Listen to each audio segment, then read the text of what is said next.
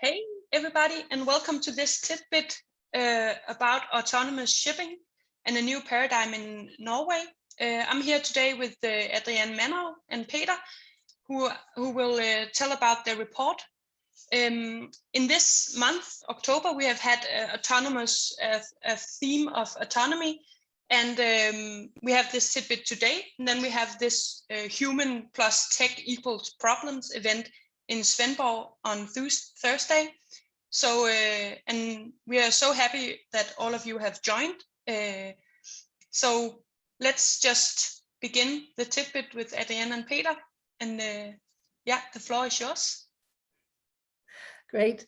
Thanks, Dana. Thanks so much for the wonderful introduction. And thanks also for the invitation to present this work. So we're going to talk about autonomous ships, a new paradigm for Norwegian shipping, which is based on some research that we did at the World Maritime University. So let me just tell you a little bit about this particular report. It was funded by the Federation for International Transportation Workers, and it was housed at and carried out by World Maritime University researchers. And the World Maritime University is part of the International Maritime Organization. It's the research arm of the IMO. And the PIs for the project were Jens Ove Schrøder-Henriks and Dong Wook Song. And it was under the overall guidance of Dr. Cleopatra Doumbia Henry, who is the president of WMU. So the report that we're going to present today is part of a larger project, as mentioned, as part of the Transportation 2040 Automation Technology Employment, the Future of Work. And the project also focused on aviation, road, rail, and ports, in addition to the maritime sector. And I've got a link in here where you can go in and actually see all of the reports. So that's just a little bit of background on the project, and just a short introduction to us too.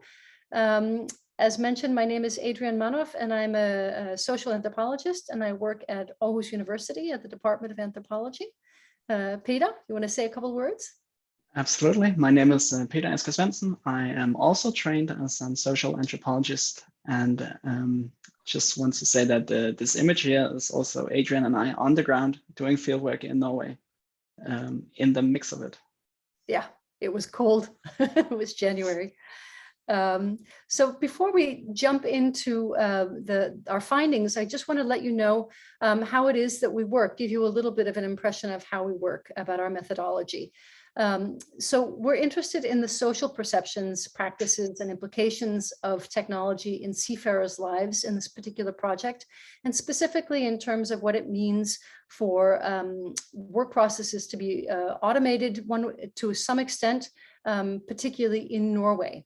And so what we do as social anthropologists, we always look at the intersections of technology and seafaring practice, local context, and history. But also policy and regulation and legislation, in addition to education and also just lifestyle. And there's a rich tradition for working this way in anthropology, and it's very fruitful because it helps not exclude important themes due to what we like to call silo thinking. And this means that we need to work closely with experts in the field, specifically here with technology experts, to make sure that we've understood things correctly. But we also always need to keep a close eye on how these themes are relevant socially. Peter, you want to say a few words? I can say how we went about collecting our data, which was also from the classical anthropological tradition. We used ethnographic methods. We did a lot of interviews with stakeholders all over the maritime industry in Norway, and specifically around the autonomous discussion. We did fieldwork. We visited a number of sites. We're taking on tours. We're joining in on people's life for a brief period and work to look them over the shoulder. And of course, we also based a lot of our work on desk research. So really, we are talking about the on-the-ground research, and we produced data that was from certain people's perspective and subjective, and we collect a lot of different perspectives to add on to a larger image. So we are not out here presenting positivistic data, but we are dealing with the social data and data that is being interpreted to give a good example of a case on autonomous shipping, which is the Norwegian discussion on autonomous shipping. Yeah, and just to tell you a little bit about what it is that you see on this particular picture. We've taken lots of field notes, and we have transcriptions from interviews. And what we do is that we then identify patterns in the material and then organize it. And this is our a little bit chaotic table of Post-its with all of the different themes that have been organized. So if we just move on then to a general question, if we're going to talk about autonomous shipping, then we also need to talk about what it is that we mean by autonomous. And if we're going to talk about what it is to be autonomous, we also need to talk about AI. And AI is an acronym, and it stands for artificial intelligence. And it's broadly put about making decisions and predictions. And the term was coined already in 1956, much more as a utopian kind of an idea, but it's certainly become much more a part of our everyday life today. So if we start just from the very beginning, in order to work with AI, you need to think about digitalization. So what that means is turning bits of offline knowledge into computable pieces of data. That's the first thing. The next is that as time has gone by, computers have gotten faster and more capable. And then that helps build more sophisticated artificial intelligence. So what this means is that we start off with algorithms, which is kind of like a recipe. And they're designed to organize data into categories determined by the program or the programmer. The next step in that is machine learning, which is based on algorithmic programs that recognize patterns based on statistical relationships. And it's important to note here that the statistical relationships include categories that have been predefined by a person, by a human being. And that brings us to the next step that is really significant for autonomous processes, is what is called deep learning. And this allows the system to independently identify patterns in large amounts of complicated, unstructured data, and to then generate predictions. So you can decide what's going to happen next. And what we mean by unstructured data is that data that hasn't been put into categories by a person. Now, I know I'm probably preaching to the choir here with this audience. There are probably plenty of people that know much more about AI than we do, but just to make sure that everybody's on board for the point of departure that we had in any case for this particular project. And the deep learning capabilities is what's really important in terms of being able to do autonomous processes in shipping. So on to the next point here. When we talk about autonomous processes, it's not so much a question of whether something is autonomous or not autonomous. It's not an either or kind of a category, but it's on a sliding scale. And we've taken this particular scale of autonomy from the IMO, the regulatory scoping exercise for the use of maritime autonomous surface ships, or MASS. And this is from the working group report from 2018. And I just want to also note on this, we did the research in 2018, and lots of things have happened and developed further in the moving on after that. And so we're really eager also to hear what you listeners, what it is that you've learned in the meantime as well. So 4 steps of autonomy, starting off with, we would have one actually before this, which would be no autonomy. But the first one would be that automated processes and decisions are supported, and seafarers are on board to operate and control the systems and functions. But a human being can always take over. The degree 2 is that it could be a remotely controlled ship with seafarers on board, and the ship is controlled and operated from another location. But again, seafarers are always available to take control if need be. And the third degree is remotely controlled ship without seafarers on board, and we'll have an example of that later in the presentation. And the ship is controlled and operated from another location, and there are no seafarers on board. And the final one is, of course, a fully autonomous ship, where the operating system of the ship is able to make decisions and determine actions by itself. So what's important here to consider is this notion of structured and unstructured data, because it comes from technologies such as robotics, sensors, images, and sound recognition. And these are the things that then use deep learning to enable semi and fully automated processes, including in shipping. So that's just kind of a basic background on the terms that we're working with here. And I will go briefly into autonomy ships. And before I do that, I just realized I forgot to introduce myself properly. So I'll just get on with that. I am at the moment a research assistant at the National Research Center for the Working Environment, which is a part of the Ministry of Employment. And doing our work here, I was a junior consultant at the WMO MU. So back to autonomous ships. Now we want to upfront here just give you some of our top insights right from the very get-go. And one of them is that we see, based on our data from the case in Norway, bifurcation and development in ships. We see an inherent difference between smart ships, increasingly digitized ships, and then autonomous ships. We believe we are observing two strands of development where ships get increasingly digitalized and digitized, and then autonomous ships developing in their own direction. We do not see that autonomy, well, we could say autonomy rely on a high degree of digitization, but a high degree of digitization does not equal a high degree of autonomy in ships. So another top finding is that based on our case data, autonomous vessels will not by itself appear out of increasing digitization of ships. They are two different developments going on at the same time. Instead, we will argue, and we will present some case material on this later, autonomous vessels appear in very specific locations, and they appear because the technology is ripe, and they appear because there's sufficient discussions in the legislation that can enable this process. But they also appear because of specific business needs, specific business plans that are opportune, because of cultural and social factors, and because of labor market discussions. So this is where we are very social anthropologists. We see a lot of reasons why autonomous ships develop as they do in Norway. And I just brought on a quote here from one of the technical experts that we talked to, who says, the main point is that an autonomous ship is not a conventional ship without a crew. It is a totally new phenomenon. So we view it as a new beast compared to the increasingly digitalized ships. And Adrienne, you're going to talk about the digitized ships a bit more now? Yep. Thanks, Peter.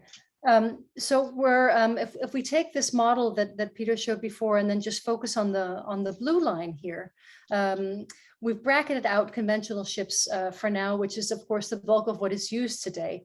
But what we saw in Norway was the possibility that digitalized ships could increasingly operate with technologies such as dynamic positioning, sensors, different energy transitions in terms of propulsion, and then what that would mean for manning in the engine room. So we've got this bifurcation again here where smart ships can continue to be more and more digitalized, but again, as Peter said, it's not the same as an autonomous ship. So these are two different trends that we see in terms of forms of autonomy in these particular ships. And let's look at the Norwegian historical context where this is all embedded. Yes, we believe it's important to take on one slide about the history in Norway when this is our case example, because we do believe that's a lot of different factors helping to push the autonomous vessel agenda. And technology and automation evolves in different ways, in different contexts, in different environments. And this is a very Norwegian phenomenon, just the way that it is happening here. And we chose the case of Norway because Norway is at the forefront of technological development.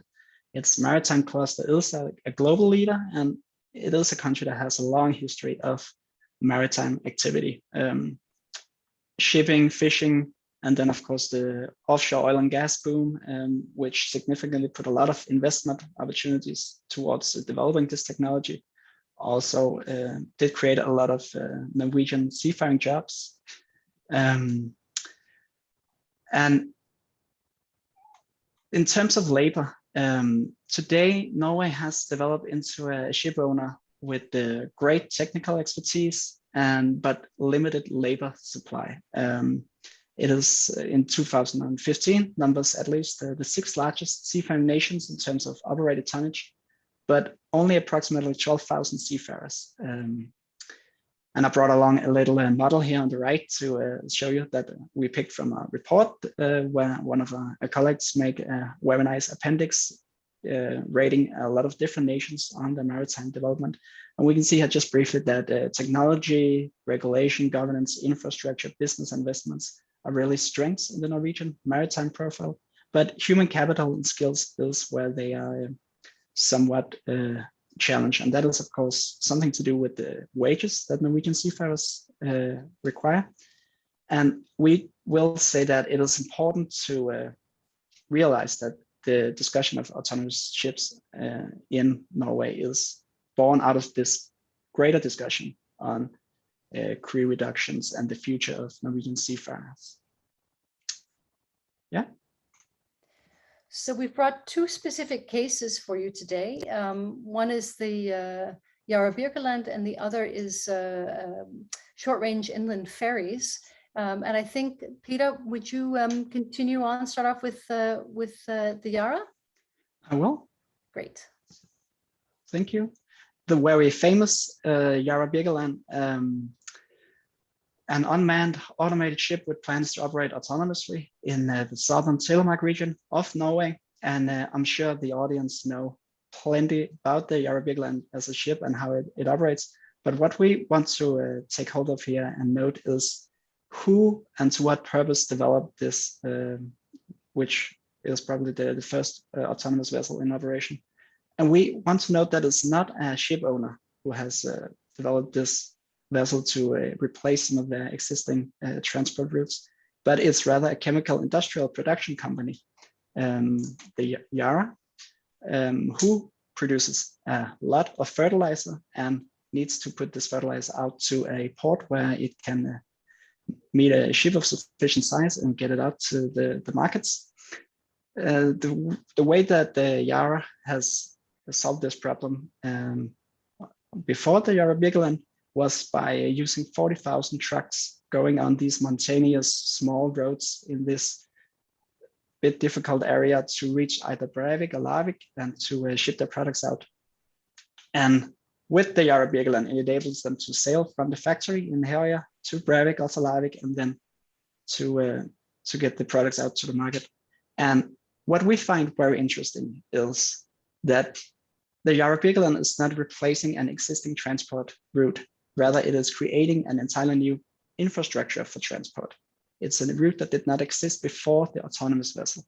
And we believe that in the Norwegian cases, at least, and in the first instances of autonomous ships, we believe this is a model for how autonomous ships will be employed, creating new solutions to old problems, not by doing what was done before, better or faster, but by doing it in a new way, by looking at the geography and the maps in a new way. And in this case, with the Yara Birkeland, the conditions that helped to help the vessel to emerge was, of course, the business plan, the commercial prospect for the company, but also societal strain on the roads and on the municipality, and also government interest in moving transport from diesel trucks to green in battery propulsion on the waters. And we believe it's very fruitful to consider all these factors simultaneously. So from the technical experts that we talked to, this was also a model for other prospects for autonomous vessels, as we have brought along in the quote here. The business model we are investigating are not comparable to conventional shipping, a technical expert says. All the viable proposals are actually new transport systems. And just to note on the labor front, of course, it is also worth noting that it emerges also in a condition where Norwegian labor under seafarers are very high, and seafaring is up for discussion in Norway. And just briefly to touch on the technical aspects on the next slide, I'm sure you all can teach us some lessons about these points in depth, but just to spell it out on the very general level, an autonomous vessel like Yara Birkeland will depend on a wide range of sensors: radar, AIS cameras, infrared cameras. It will rely on route planning, dynamic positioning, Actually, they do put a removable bridge at start, so human oversight is possible. And in terms of propulsion, the Yara will they expect it to operate at 6 knots service speed and will have a significant battery and be electrically powered. And then an interesting thing about the Yara is also the data integration, because there will be shore-based control centers, and there will be a wealth of data, not just to operate the ship, but also to train the program to make it autonomous on the long run. And this, of course, puts a lot of interesting aspects to the labor side of things. So we could move on to the inland ferries as another example. So the other, I hope that you can see my slides all right here. It's a funny little system that we have to share slides. Anyway, I hope it's clear. Otherwise, somebody will have to break in and tell me if it's not working. So the other case that we have for you today is this the question of short-range inland ferries, and we spoke to quite a few seafarers that work on inland ferries in Norway, and we spoke to them also about what was the future for their work in this particular sector. And as we were discussing before, there are different technologies that are already being used in a lot of these ferries. For example, dynamic positioning, auto crossing, auto docking. And these are all things that serve to make the tasks either semi or to a greater extent more autonomous. And these are things that are happening on routes that exist and have existed for a long time. Of course, when we were doing our research, the Sulfur 2020 IMO regulation had not yet come into effect, but it has now. And certainly this began a real rush to find new ways to move ships around with lower emissions. And that also means, first of all, different forms of propulsion, but it also means a different kind of work in the engine. So for example, we've got LNG, diesel electric combinations or battery propulsion, and that means also that work in the engine can be simplified. Those of you who are familiar with the engine room know that an engine that runs on heavy fuel needs a lot of maintenance, it needs a lot of tinkering, it needs a lot of supervision. And the idea in any case with a more simplified engine that would be perhaps battery powered would not require as much oversight. And the hope is that it would be able to be maintained and viewed from a distance, or at least be able to be maintained in port. In addition, some of the other tasks that are changing on board some of these short-range inland ferries, but is also relevant for other ships, is that data analysis is also relevant on board. It's not just a question of what people in the office receive in terms of printouts of how crews are managing fuel efficiency, but also in terms of, we met with some crews that actually used data analysis actively on board in competition with their sister vessel to find out who was more fuel efficient. So being able to read the data, to understand it, to interpret it, and to know what it means in terms of making new choices was a skill that was necessary. And finally, also not to underestimate the role of administrative and bureaucratic tasks, both on board the ship, but also in offices. So there's certainly lots of questions of compliance, but also, for example, there's an app in Denmark that has been launched for seafarer certificates. So all of these things require a certain ability in terms of data literacy and data competency. And all of this, again, putting all of this together, this means something in terms of what kinds of skills seafarers need to have moving forward. And the concern actually with the short-range inland ferries was that as time went by, they could become at least semi, if not almost fully autonomous moving forward, because the routes were rather short, and maintenance could be done in port, and they could be supervised from port. So all of this means something in terms of what kinds of jobs seafarers can have moving forward, and also what kinds of education they need. And we also spoke to maritime educational experts in Norway as well. Spent some time at the universities. I could see on the participation list that actually one of the universities that we spoke to is represented on the list of participants today. So it's wonderful to have someone from the field with us today. So thanks for joining us. So you may recognize some of these things. So, for example, we see, and this is general for universities in Europe overall, something called the Bologna process, which meant that vocational schools where you would get a certificate have been changed to a kind of a university system. And that means that, well, that was an optimistic Freudian slip. It says luck of faculty, definitely luck of the faculty, but also a lack of faculty to teach at a university level. If you want to offer research-based teaching, then you need to have a PhD. And the recognition from some of these educators that we spoke to was that someone with hardcore seafaring skills and experience with a maritime background, in addition to having a PhD, was at that point still rare. And that posed a problem in terms of this university accreditation. At this particular institution that we visited, they were developing 3 different specializations, one in nautical studies, another in maritime engineering, and then a third in shipping logistics. And they were considering also a potential degree in maritime computer science. And they suggested that this could actually reintroduce this idea of the dual license. So not navigation and engine, but actually maritime and computer science. And in addition, they had also just started a new PhD program in nautical operations. So this is a slightly different kind of an animal when we think about traditional maritime schools, for example, in Denmark, in any case, some of the ones that I've visited. And just to sum up, it means that there are different kinds of skills that we could say the remote seafarer might need, the seafarer 4.0 to fit with industry 4.0.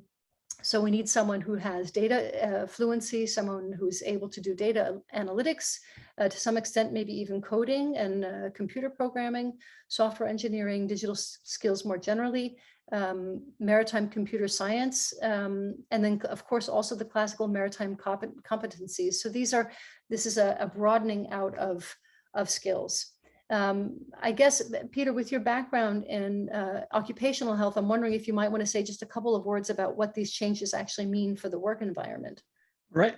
Yes, we can close on that. Well, generally, I think if we have the long perspective, we can say that the occupation moves towards more knowledge intensive than work, and that it reduces the physical strain and also the risk of accidents simply by just having crew on board less of the time. And that's of course good news for seafaring bodies because it is a dangerous place to be on ships and it's a hard work. So reducing the physical strain is of course very important, but there comes some challenges with the knowledge intensive work as well. You can only shift your work environment challenges, you can never really get rid of them. So we could highlight some of the big ones in knowledge intensive work, which might be relevant for seafarers. One is quantitative demands, quantitative demands we call it, which is basically having a lot of tasks or a very lack of time. And I see we could speculate this could be an issue if we're moving seafarers to land-based shore control centers, asking them to monitor not one vessel, but multiple vessels, and then maybe just a few more and a few more. And it might be good for cost efficiency, and it might be a good idea in some respects, but there is a degree to how many screens and how many vessels we can simply perceive as human beings. Another one we could highlight is job strain, which is a situation you can be in if you're met with high demands and very few resources to do something about it. And that is one of the best understood conditions in the working life that leads to stress and leads to a whole lot of health issues. So that's definitely something we want to not be in. And there could be some situations in the transition from being at sea to being more on shore that the responsibility is hard to pinpoint, and there might be some people caught in the crossfire standing with a lot of responsibility but not a lot of maneuverability in terms of decision making, because that would be on the control center, or the roles could be vice versa. That would be a consideration. So that's true of the work environment challenges that comes with more knowledge office-based work that we could point to. And then, yeah, if you want to just go dive into the Danish side of occupational health challenges and automation and the digitalization, this report would be the way to go. And there's a link right by the picture here, so you can, I guess you will get the slides and you can follow up on that. Yeah, I think that's what we say about that. Thanks, Peter. So we're just back down to our last two slides here, and we're bringing this back to the local, let's call it Norwegian cultural context. One of the themes that was addressed often in connection with making jobs more autonomous and heightened digitalization and shipping was this idea of reshoring or bringing Norwegian seafarers home, and we've added perhaps Danish seafarers home as well. So, and I'll just read a couple of these quotes up for you. The first one, we are now changing the maritime training system. We are imparting all our nautical guys with knowledge in computer science, project management, machine engineering on a high level. We are not giving this education to you for your first job. This is for your second job, when you're going back on land.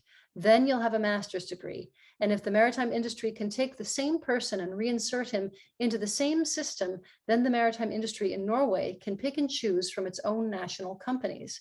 So what this is referring to is actually training people to become excellent seafarers with all of the seafaring skills that are necessary, but also adding to the skill set so that they can, and here the assumption is that they will actually find work on land later in life. And that if with a heightened level of automation in the shipping industry, that these skills, the people with these kinds of skills will be needed. The other aspect of this has to do with being the more social aspect in terms of being away from home. And here this other seafarer says, let's say someone is away for at sea for 5 years. It's really difficult to be away from your children for that length of time. Now, just to add a little comment on this, the seafarer obviously knows that he's not going to be away for 5 years at one time, but for a career where he's away or she is away on multiple journeys, multiple voyages over a period of 5 years.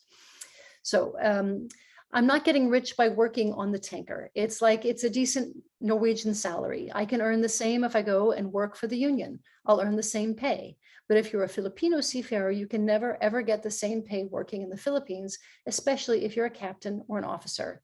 And I think, therefore, that the threshold of quitting or stopping is lower. You can always get a ferry job or find office-based work.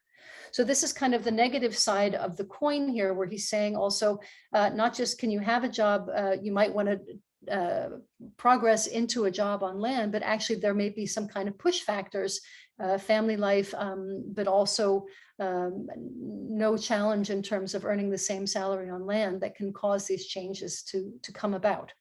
So these are quite specific for Norway and perhaps other seafarers from other welfare states. And Peter, can you maybe say a couple words about that? Yeah, and we can continue on the theme and close on by saying that Norway and in the discussion around autonomous ships are in a very special situation, and it would be interesting to talk about where Denmark is in that conversation. These slides are about the labor market in Norway and the way it's structured, which will resemble Denmark. We can take the first quote here. You need to be happy with your job. You need to have the money to live and do what you want. But of course, we are very lucky here in Norway and Europe that we can choose. I think technology may open up new jobs, and it could be that industry is going down a different path. I might say, hey, I want to do something completely different. This is not for me anymore. So maybe some people would quit and do something else. And what this guy is referring to is what we in Denmark call flexicurity, that we have a very flexible labor system where you are encouraged and the opportunities arise for you to, as an individual, to change your priorities, and also for industry to be sure that they can employ, there will be people to employ if they change path. And it's just to say that on the labor side of it, Norway is, as I would believe Denmark is, in a good position to change course relatively smoothly and relatively quickly. And the other quote here, the Norwegian society is quite democratic. It's a very short distance between the seafarers, the manufacturers, and the ship owners. So if you have something on board that doesn't work, you will immediately inform the relevant person responsible. That gives us a competitive edge because we have a very democratic structure. You're allowed to say what you think in Norway. Again, Norway is in a good position, and because not just on vessels, but also in we could expand it to the maritime cluster and the Norwegian knowledge exchange. There is a very good and lively discussion, which really sets Norway as a nation in a quite good position to find a course in this new autonomous ships age, and definitely compared to other regions on a global scale, Denmark and Norway probably is in a special situation. Would that be a good way to end and open for questions, Adrienne? How do you feel? Yeah, I think so. I think maybe just to sum up here, I mean, there's a reason why, of course, we chose a specific case to look at a specific region, and in this case, actually a specific country, because as I mentioned in the very beginning, technology is something that, at least from an anthropological perspective, we see that technology is not something that is necessarily universal, but something that becomes embedded in local contexts and can be used in certain ways because of the local context, which is why we've highlighted questions of maritime history, we've highlighted education, we've highlighted even geography in Norway that make the implementation of autonomous or semi-autonomous and heightened digitalization in Norway in the shipping industry a specific kind of case where it is particularly fruitful. And these conclusions are relevant for Norway. They can be passed on to other contexts where it's similar, but it's not a scale up generalizable kind of takeaway. And I think it's actually important to realize that. So I think that's where we'll leave it for now. And I guess I will stop sharing my screen, I suppose, Nana. Is that what I do now? I think so. Yeah, you could do that. Okay, great. And actually, Adrienne, what you just said, I think one of my questions to you guys were, what has been the benefits of social science in actually studying technology like this? And it is that case-based approach, because it is not it's hard to generalize. Yeah, exactly. Yeah. I mean, one of the things that anthropologists often deal with when looking at the adoption of technology is that the technology itself is not just a single static thing, but it becomes something new in social interaction in particular contexts. And we certainly see this here. Yeah. Yeah, and then we have a question from the audience. You explained that autonomy hinges on AI. Is that not a very narrow perspective? AI is not part of any of the popular definitions. AI is not part of any of the popular definitions of autonomy? Is that, just so I understand the question correctly? Yeah, I think that is the case.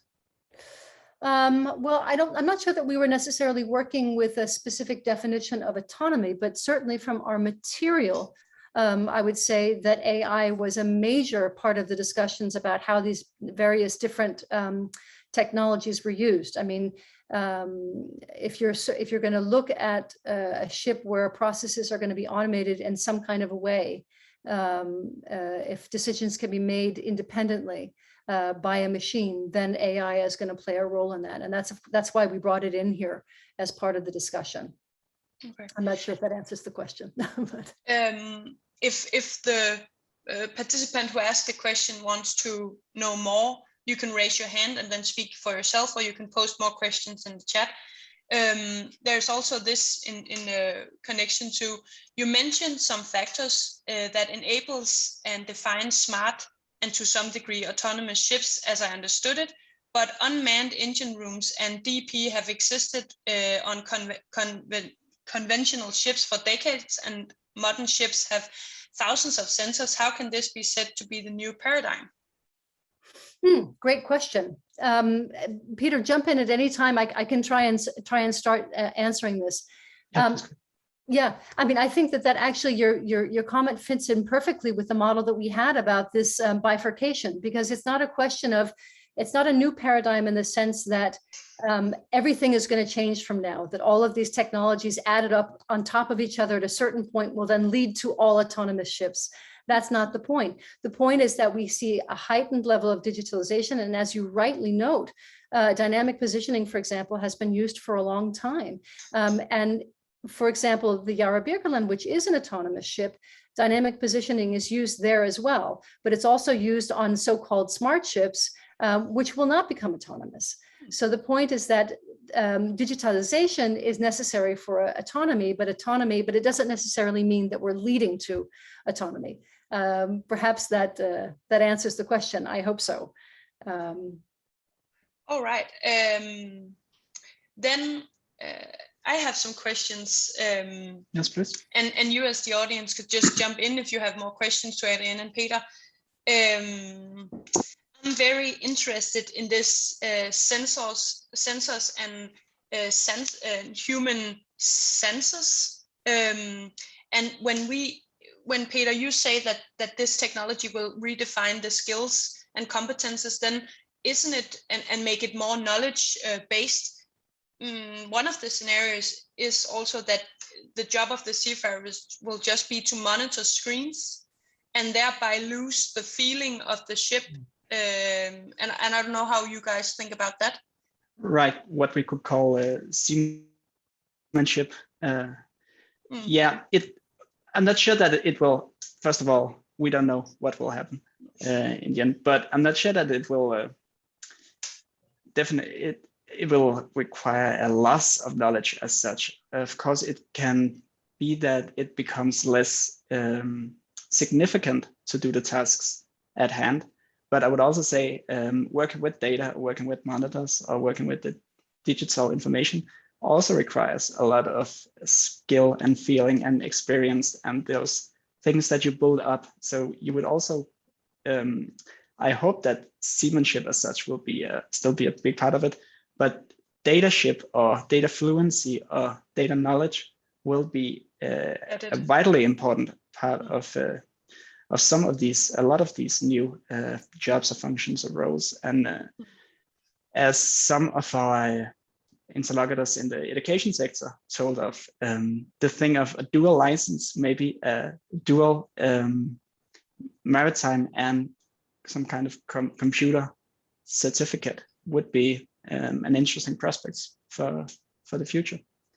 So I would say we could see a scenario where it's more about integrating those two. Okay. Yeah, I agree. I just think that tacit knowledge that you get by knowing the ship and feeling it, maybe some of that could be lost. But of course, we don't know how. Absolutely. And there will be a negative scenario and a positive scenario. That's of course. That could be, and it will be a gradual process. I believe we all imagine. So it's not that we never will have any seafarers setting foot on a vessel at sea again. I think it will be a long road of both and. Yeah. We have another question, if it's okay with you. Is it not a bit of a stretch to attribute reductions in road traffic and reduced emission to autonomy? In the case of Yara, those benefits come from moving cargo from road to sea and battery propulsions, which does not require any autonomous functions. Right.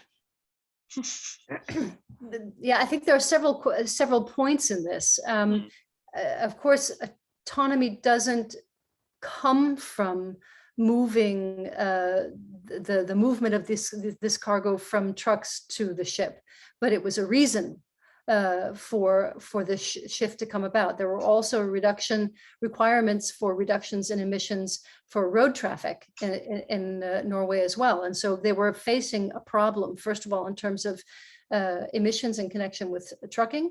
Then there was the practical issue of driving over mountains with large truckloads where there's only two-way traffic. Local citizens were getting annoyed with roads being blocked. That was the one thing. And the other was that you're absolutely right that this particular cargo, this fertilizer, could certainly be transported across the fjords on manned ships. Of course it could. But I think that there was an interest in looking to see whether, first of all, whether a particular industry could, not the shipping industry, but someone, a producer, could actually solve their transportation needs via the ocean. And there was an interest in seeing if they could do it without crew moving down the line. This was a collaboration, of course, with Kongsberg, and they started off with crews on board. And at this point now, they're actually manned from the shores. So there are a few different things I think that are going on in your question, in your excellent question there. And I hope, Peter, do you have anything to add to that? No, I will add that now I can see it's Steve who has provided 3 questions, and of course you are welcome to join in the conversation, Steve, and if you feel something to add. In the meantime, we have a question. Is all electric ships popular in Norway among short distance or long distance tours? I can try and answer this. Our material in any case showed that it was much more of a reasonable task to do for short term. At the time when we were doing our research, the idea of having battery propulsion on long haul ships was just simply an utopia. It was not something that was possible. And I'm not quite sure where we are in the development of that, whether this is going to be translated into long haul shipping, but it was certainly both in terms of being able to monitor the ship for short distances.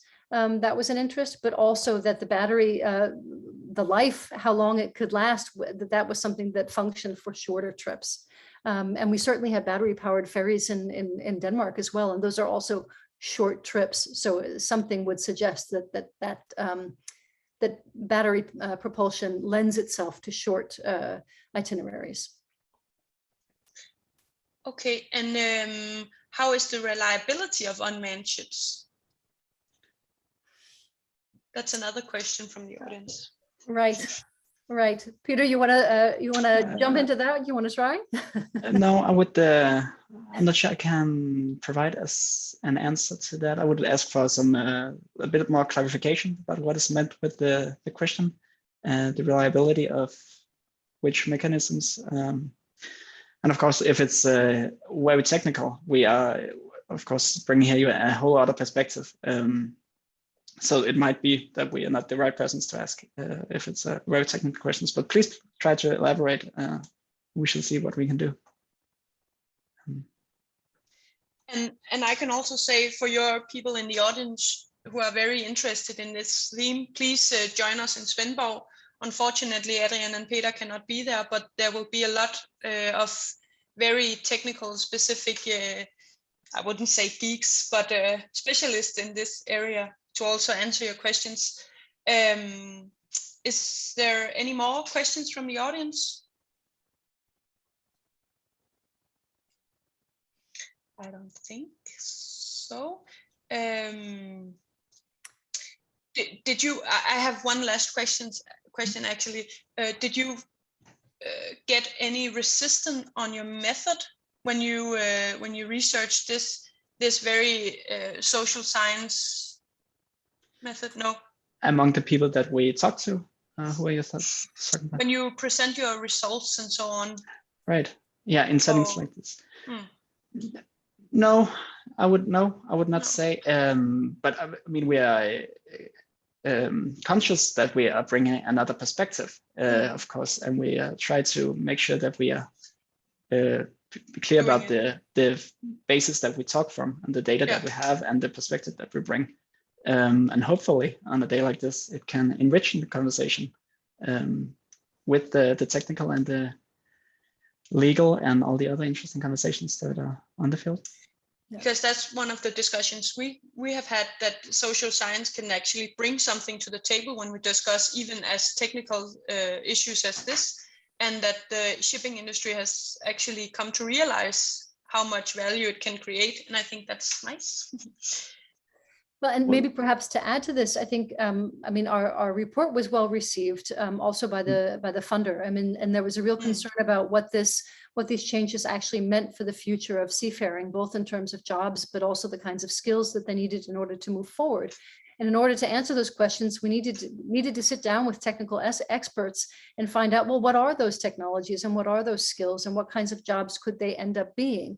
And so in that sense, it made perfect sense to use ethnographic methods. And I think it's also, it's usually a very sort of thankful way of doing work, because people are always happy to be asked about their lives. You know, and we were invited on board ships, and we were invited on board in maritime educational institutions, insurance companies, standardization organizations, technical experts. We were really welcomed in, and I think that this holistic view is quite important, because then you can see how a particular technology is used in a specific context. And we know that from, you know, engineering models, if we assume that that's the way it's always used, then there's always going to be some kind of a social complication that's underneath that we'll lose sight of that. And I think it's really important that we have the social aspects involved in this, so we can see how things are actually being used in practice, so that we can expect to understand the changes that are coming towards us. So. Okay. Thank you, guys. And to the audience, if anybody find this theme interesting, then please grab me, find me on LinkedIn and on Marlock's homepage, and Adrienne and Peter can also be found on LinkedIn. Please reach out to us if you have any further questions. And thank you for participating today. Thank you, Adrienne and Peter. Thank you. Our pleasure. Thanks.